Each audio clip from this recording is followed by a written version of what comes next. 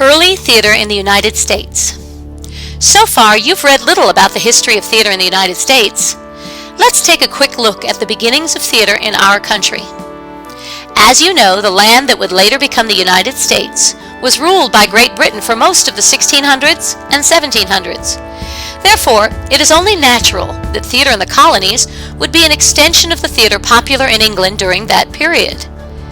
Very few official records of colonial productions exist for theater activities in the 1500s and 1600s, but we do know that students presented plays at Harvard College and at William and Mary College in the late 1600s. We also know that a theater was built in 1716 in Williamsburg, Virginia, but we don't really know what was performed there. Small troops of amateur strolling players were at work in Philadelphia and Lancaster during the early 1700s, but it was hard for theater people to make a living performing because strong religious beliefs made theatrical performances unpopular.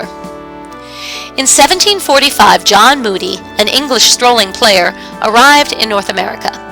He saw the new territory as a great opportunity for performers. Actors in England were having a hard time finding work. So after returning to England, Moody sent a company headed by David Douglas back to Jamaica in 1751. Other English companies also began to tour the Americas. One such company, the Hallam Company, established a theater in Williamsburg in 1752, making it the first professional theater in America. From these earliest beginnings, permanent playhouses began to be established in major cities all along the eastern seaboard.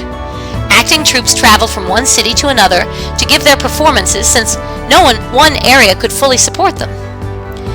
Theatrical activity diminished during the Revolutionary War, but was quickly reestablished in the 1780s.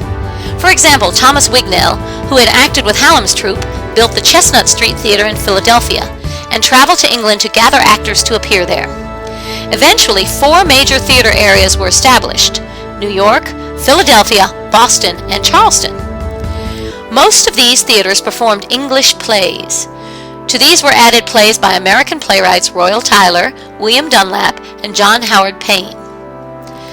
After the War of 1812, settlers began to spread west, taking theater with them. Tour circuits developed that took theater productions into Pittsburgh, down the Ohio River to Kentucky, and into Ohio, Indiana, Tennessee, and Missouri. This period, 1807 to the 1860s, was dominated by steam travel, and many companies performed in floating theaters, huge showboats that sailed up and down America's rivers. While the U.S. was expanding west, the eastern seaboard was also booming with new industry.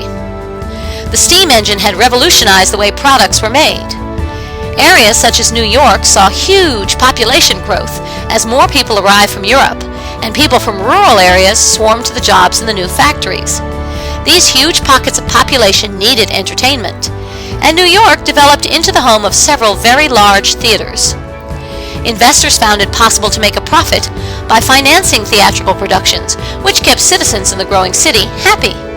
Soon, Broadway, the New York City street and neighborhood where several key theaters were eventually built, became synonymous with theater.